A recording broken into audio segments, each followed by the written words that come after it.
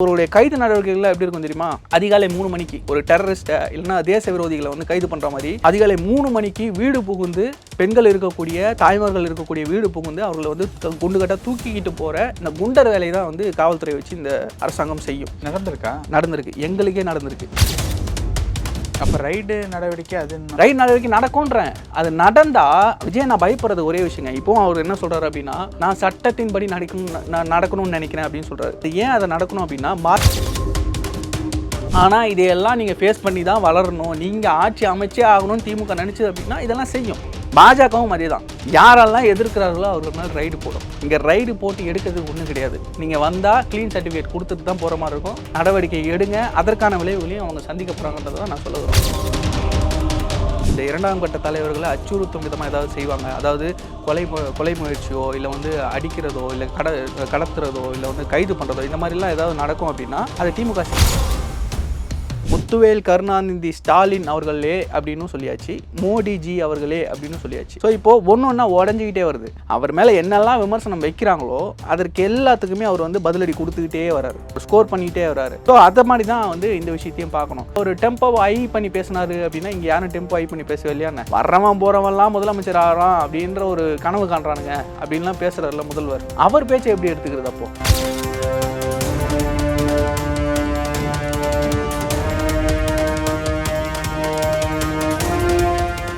Real நேயர்களுக்கு வணக்கம். இன்று நம்மளுடைய நேர்காணலுக்கு தமிழ்நாடு இளைஞர் கட்சியை சேர்ந்த திரு நரேஷ் அவர்கள் இணைஞ்சிருக்காங்க. பிரதர் வணக்கம். வணக்கம். எப்படி இருக்கீங்க? நலமா இருக்கு பிரதர். ரொம்ப டயர்டாக இருக்கீங்க. வெயில் வெயிலும் ஓவரு. நேற்று கொஞ்சம் ஃபயரும் அதிகம், அதில் இன்னும் கொஞ்சம் வெயில் சூடாக இருக்கு. ஓகே. என்னன்னா மூத்த பத்திரிகையாளர்கள் உட்பட நிறைய பேர் சொல்லிக்கிட்டு இருக்கக்கூடிய விஷயம் வந்து, எதுக்கு விஜய் அவர்கள் இந்த அளவுக்கு ஆக்ரோஷமாக பேசணும், சொல்ல வந்த விஷயத்த வந்து ஸ்ட்ரைட்டாக கரெக்டாக எல்லாருக்கும் புரிகிற மாதிரி சொல்லிட்டு போனாலே அது வந்து ஒரு நல்ல ஸ்பீச்சாக இருந்திருக்கும். இந்த அளவுக்கு ஆக்ரோஷமாக பேசுகிறதுக்கு என்ன தேவை அப்படின்னு சொல்லிட்டு நிறைய பேர் வந்து கேட்டிருந்தாங்க. அந்த கருத்தை எப்படி பார்க்குறது?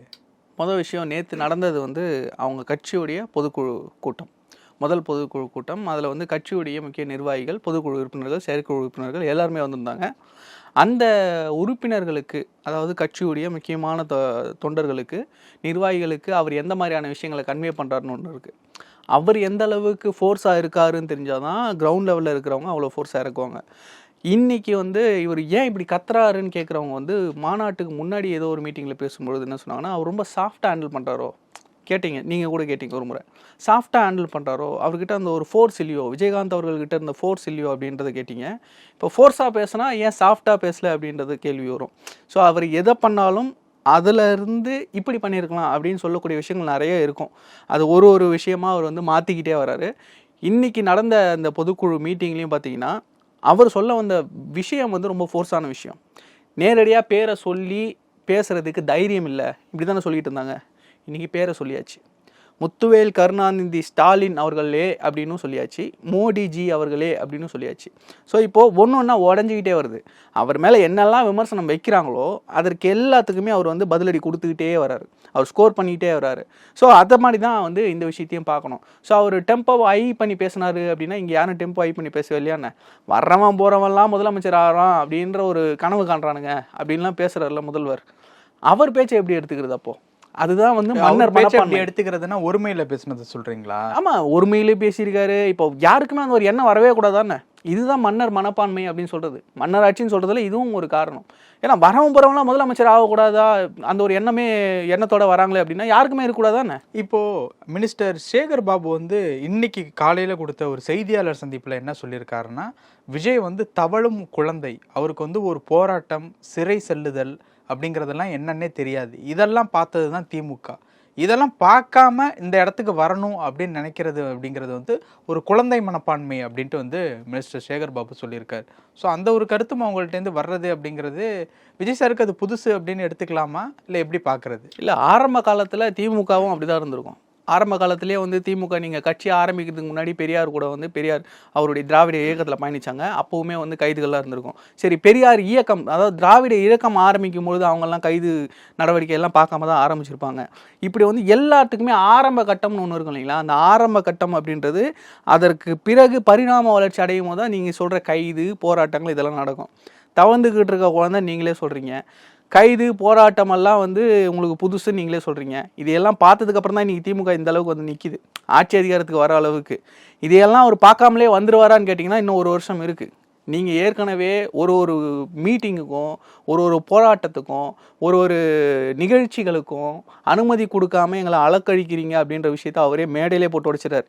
இதையுமே நிறைய பேர் சொன்னாங்க, அலக்கழிப்பு இருக்குது, உங்களுக்கு வந்து எதுக்கும் வந்து பர்மிஷன் கொடுக்கல அப்படின்னா அதை ஏன் அவர் சொல்ல மாட்டேங்கிறாருன்னு கேட்டாங்க. நீங்கள் சொல்லிட்டார் வெளிப்படையாக. மறைமுகமாகவும் நேரடியாகவும் நிறைய எதிர்ப்புகள் வருது. அவருடைய செயல்பாடுகளை முட்டுக்கட்டையிடுறதுக்கு இங்கே நிறைய பேர் வேலை செய்கிறாங்க. அது வெளிப்படையாக தெரியுது. அந்த 2 மாத குழந்தைய தவறுற குழந்தைய பார்த்தே நீங்கள் பயப்படுறீங்க அப்படின்னா உங்களுடைய ஆட்சி எந்த அளவுக்கு இருக்குன்னு பார்த்துங்களேன். நீங்கள் இவங்க பதற விஷயத்தில் நான் ஒன்று கேட்குறேன், நீங்கள் நல்ல ஆட்சி கொடுக்குறீங்க, மக்கள் எல்லாம் சுபிக்ஷமாக இருக்காங்க, சந்தோஷமாக இருக்காங்க, யார் என்ன பேசினா உங்களுக்கு என்ன? நீங்கள் பாட்டு ஆட்சி நடத்திட்டு போக வேண்டியதானே. நீங்கள் விஜய் அவர்கள் ஒன்று பேசிட்டார் அப்படின்னா மக்கள் மாறிடுவாங்களா? மக்கள் அவ்வளோ முட்டாளா? நீங்கள் இருக்கிற பிரச்சனைகள் தாங்க எடுத்து வச்சுக்கிட்டு இருக்காரு. அவர் சொன்ன எந்த பிரச்சனையாவது தமிழ்நாட்டில் இல்லை நீங்கள் சொல்ல முடியுமா? சொல்லுங்க பார்ப்போம். ஏதாவது ஒரு பிரச்சனை, அவர் பேசின ஒரு பிரச்சனை கூட இங்கே இல்லவே இல்லைங்க, ஒரு சும்மா வதந்தியை கலப்புறாருன்னு சொல்ல முடியுமா? சட்டமன்றத்தில் சிஎம் அவர்கள் பேசும்போது ஒரு விஷயம் சொல்லியிருந்தாரு, அங்கொன்றும் இங்கொன்றும் நடப்பதை வந்து பூதாகரப்படுத்தி பெருசு பண்றாங்க. அங்கொன்றும் இங்கொன்றும்னா எங்க காசாவிலையும் இங்கே உக்ரைன்லையும் நடக்கிறதா பேசிக்கிட்டு இருக்காரு?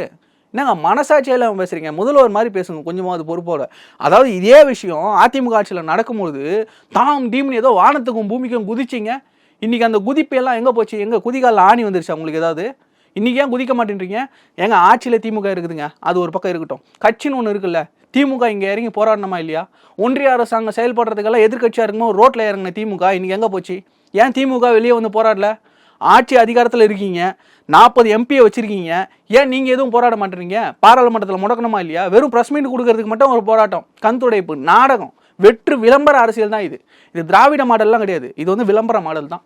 விஜய் அவர்கள் தெளிவாக சொன்னார். இவர் சொல்கிற மாதிரி எங்கேயோ அங்கே ஒன்று இங்கே ஒன்று நடக்கிறதே இங்கே சட்ட ஒழுங்கு பிரச்சனைனா நாள்தோறும் நடக்குது. நேற்று விகடனில் ஒரு பட்டியலை விட்டுருக்கான், கடந்த 2 மாதத்தில் மட்டும் எவ்வளவு கொலைகள் நடந்திருக்கு தமிழ்நாட்டில் சொல்லி பட்டியலை விட்டுருக்கான். இந்த பட்டியலாம் எப்படி யூபியில் நடந்து எடுத்துகிட்டு சொன்னாங்கன்னா என்ன? கிடையாதுல்ல, தமிழ்நாட்டில் நடக்குது தானே. தமிழ்நாட்டில் நடக்கிற பிரச்சனைகளை தான் பேசுகிறாரு அவர். நீங்கள் சும்மா வந்து இன்றைக்கி வந்துட்டு நீங்கள் அரசியல் கட்சி ஆரம்பித்து ஆட்சியை பிடிச்சிட முடியுமானா? நீங்கள் நல்ல ஆட்சி கொடுத்தா யாரும் இங்கே அரசியல் கட்சி ஆரம்பிக்க வேண்டிய அவசியமே இல்லை. நான்லாம் இங்கே வந்து அரசியல் பேசணுன்ற அவசியமே கிடையாது. நான் பாட்டு ஏதாவது ஒரு கம்பெனியில் வேலை செஞ்சோமா, சம்பளம் வரணுமா, போனமா இருந்திருப்பேன். இங்கே அரசியல் மாற்றம் வேணும்.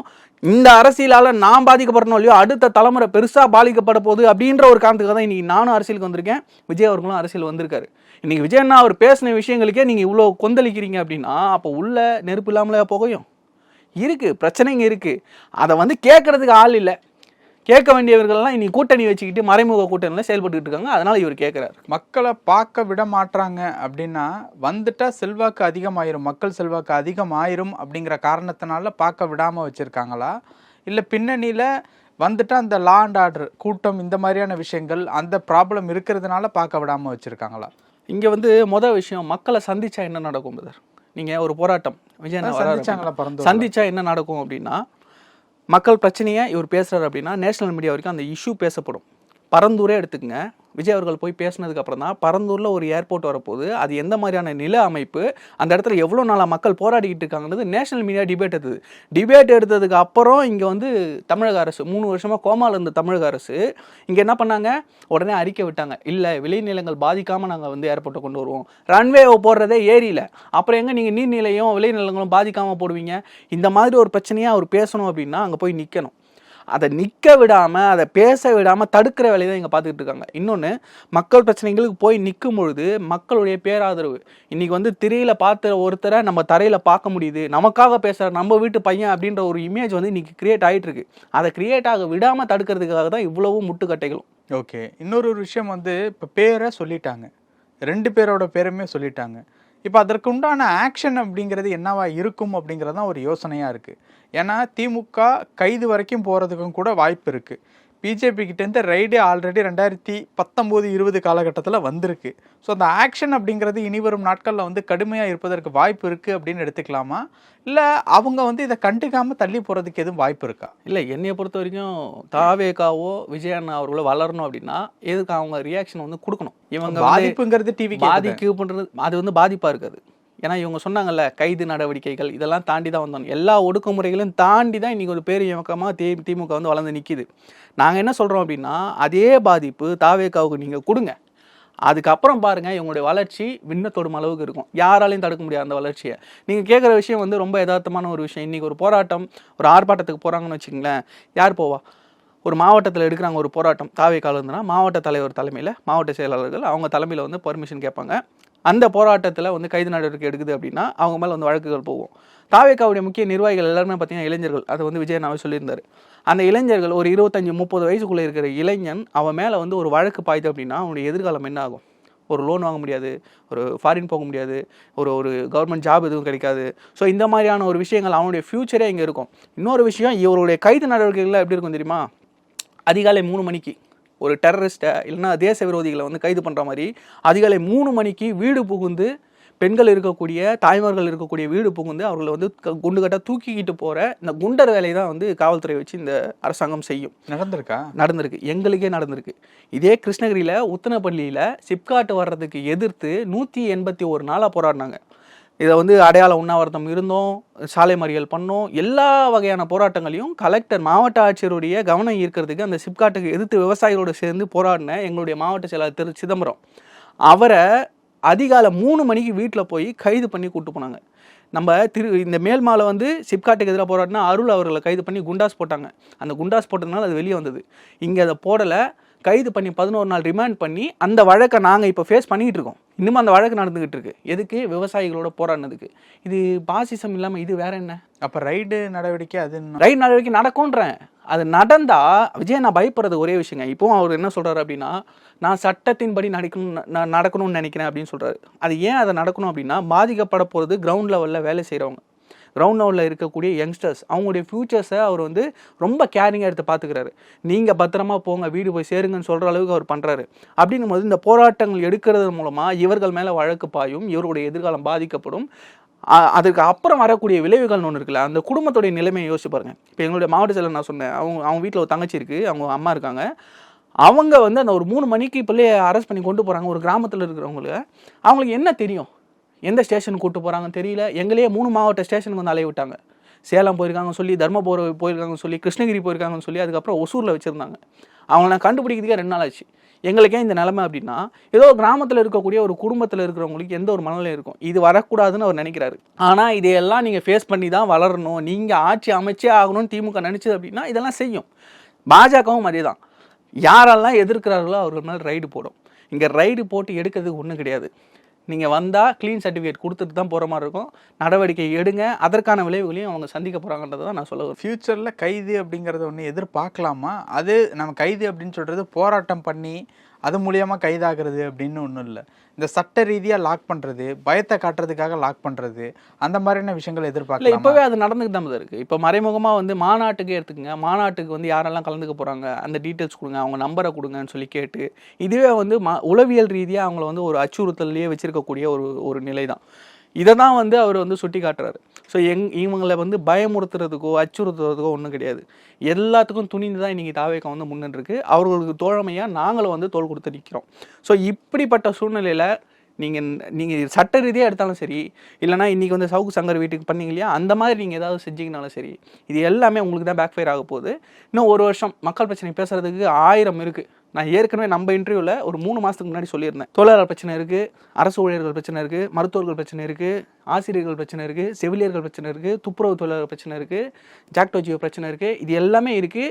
இது ஒன்னொன்றுத்துக்கும் போராடிக்கிட்டு இருக்காங்க. இது எல்லாத்துக்கும் அவர் ஆதரவு கொடுப்பார். அவர் வந்து தோளோடு தோள் நிற்பார். அவர்களுடைய ஆதரவை பெறுவார் நான் சொன்னேன். அது இன்னைக்கு வந்து பொதுக்குழுவில் பேசியிருக்காரு. ஸோ அவர் எல்லாத்தையும் ஆழமாக பார்க்குறாரு, எல்லாத்தையும் ஆழமாக உணர்றாரு. இன்றைக்கி அவர் பேசுகிறாங்க, அரசியல் அவருக்கு என்னங்க தெரியும், வரலாறு தெரியுமா? எல்லாம் தெரியும் பிரதர். எல்லாத்தையும் பார்த்துட்டு தான் இங்கே வந்திருக்காரு. எல்லாத்தையும் நீங்கள் வந்து வெளிப்படையாக காட்டணும் அப்படின்னு நினச்சிங்கன்னா மார்பை பொழந்து அப்படி தான் காட்டணும். ஸோ நீங்கள் எதிர்பார்க்குறது அப்படி தான் இருக்குது. அப்படி காட்டினாலும் இங்கே பாருங்கள், இந்த பக்கம் இருக்குது, லெஃப்ட்டில் இருக்குது, இது ரைட்டில் இருக்குதுன்னு சொல்லி அதற்கு ஒரு சாயம் பூசுவீங்க. அதுக்கெல்லாம் ஈடாகிற ஆள் கிடையாது. இது வரைக்கும் மக்களை பார்க்கல, ஊடகத்தை சந்திக்கலை அப்படின்ற ஒரு விமர்சனம் இருக்குது. அதுவும் வருங்காலங்களில் கண்டிப்பாக தீர்க்கப்படும். ஓகே, இப்போது கைது இந்த மாதிரியான விஷயங்கள் இருந்தாலும் இந்த கட்சிக்கு முக்கியமான ஒரு நபர்கள்னு இருப்பாங்க, பொதுச் செயலாளர் இல்லை 2ஆம் கட்ட நிர்வாகிகள் அப்படின்னு. அவங்க மேலே கை வச்சும் ஒரு அச்சுறுத்தலை ஏற்படுத்துறதுக்கு வாய்ப்பு எதுவும் இருக்கா? ஏன்னா திமுக காலகட்டத்தில் ஏடிஎம்கே ஜெயலலிதா அம்மையார் வந்து பண்ணியிருக்காங்க அந்த 2ஆம் கட்ட டிஆர் பாலு, துரைமுருகன், அன்பழகன் இவங்கள்ட்ட. அதே மாதிரி ஏடிஎம்கேவில் யார் முக்கிய நிர்வாகிகளாக இருக்காங்களோ அவங்கள ஏதாவது ஒரு விஷயத்தில் வந்து லாக் பண்ணுறது அப்படின்ட்டு அந்த 2ஆம் கட்ட தலைவர்கள் மேலே கை வச்சோம் அப்படின்னா கட்சிக்கு ஆட்டோமேட்டிக்காக ஒரு பயம் வரும். இவங்கள நம்பி அந்த ஏரியாவில் ஒரு ஓட் பேங்க் இருக்குது, இவங்கள்ட்ட நம்ம கட்சியினுடைய முக்கியமான விவரங்கள்லாம் தெரியுமே அப்படின்ட்டு ஒரு பயம் இருக்கும். அந்த மாதிரி எதுவும் வரும் நாட்களில் இல்லை, ஒரு விஷயம் நம்ம பார்க்க வேண்டியது என்னென்னா, இப்போ வந்து இந்த 2ஆம் கட்ட தலைவர்களை அடையாளப்படுத்த ஆரம்பிச்சிட்டாங்க தாவேகாவில். இந்த 2ஆம் கட்ட தலைவர்களை அச்சுறுத்தும் விதமாக ஏதாவது செய்வாங்க, அதாவது கொலை முயற்சியோ இல்லை வந்து அடிக்கிறதோ இல்லை கடத்துறதோ இல்லை வந்து கைது பண்ணுறதோ இந்த மாதிரிலாம் ஏதாவது நடக்கும் அப்படின்னா அதை திமுக செய்யாதுன்னு நினைக்கிறேன். ஏன்னா வந்து திமுக ஸ்மார்ட். அன்றைய காலகட்டத்தில் சமூக ஊடகங்கள் அந்த அளவுக்கு வந்து இல்லை, அச்சு ஊடகங்கள் தான் பெருவாரியாக இருந்தது. அச்சு ஊடகத்தில் ஏற்றுறதுக்கு முன்னாடி இங்கே சம்பவங்கள்லாம் நடந்து முடிஞ்சிடும். இன்றைக்கி பண்ணும் பொழுதே அங்கே லைவ் நடக்குது. நீங்கள் எந்த ஒரு சம்பவம் செஞ்சாலும் அதை லைவில் டெலிகாஸ்ட் பண்ணுற அளவுக்கு நீங்கள் எல்லார் கையிலையும் ஊடகம் இருக்குது. ஸோ அதை வந்து ரொம்பவுமே ஸ்டாலின் அவர்களும் உணர்ந்திருக்காரு. ஆனாலும் அவர்கள் செய்யக்கூடிய தப்புகள்லாம் நடந்துக்கிட்டு தான் இருக்குது. அதை வந்து தொடர்ந்து செஞ்சுக்கிட்டே இருக்காங்க. அது அவர்களுடைய டிஎன்ஏல இருக்கிறது மாற்ற முடியாது. இன்றைக்கி அந்த மாதிரியான விஷயங்கள் செஞ்சால் நேரடியாக இது வந்து அவருடைய ஆதரவை பெருக்கும் இன்னும் அப்படின்றது தான். ஏன்னா இதில் பயம் அப்படின்றத தாண்டி நீ அவனை அடிக்கிறியா, நான் அவனுக்கு சப்போர்ட் பண்ணுறேன்னு சொல்லிட்டு மக்கள் பெருவாரியாக இந்த பக்கம் வர்றதுக்கு வாய்ப்புகள் இருக்குது. ஸோ அதனால் இதை கை வைக்க மாட்டாங்க அப்படின்றது என்னோட எண்ணம். இதனால் பயமுறுத்திட முடியாது. நீங்கள் கேட்குறது வந்து அவர்களை நம்பி வரக்கூடிய அவர்களுக்கு கீழே இருக்கக்கூடிய நிர்வாகிகள்லாம் வந்து இவரை நம்பி வந்தோமே, இவருக்கே இந்த நிலைமையா அப்படின்னு அந்த யோசனை வராது. நீ அவர் மேலே கை வச்சிட்டல, இதுக்கப்புறம் பாரு எங்களுடைய ஆட்டத்தைன்னு வீரியமாக அடுத்த லெவலுக்கு கொண்டு போகிறதுக்கு தான் வாய்ப்பு அதிகமாக இருக்குது. பல விஷயங்கள் பகிர்ந்துட்டீங்க. நேரத்துக்கு ரொம்ப நன்றி. நன்றி பிரதர்.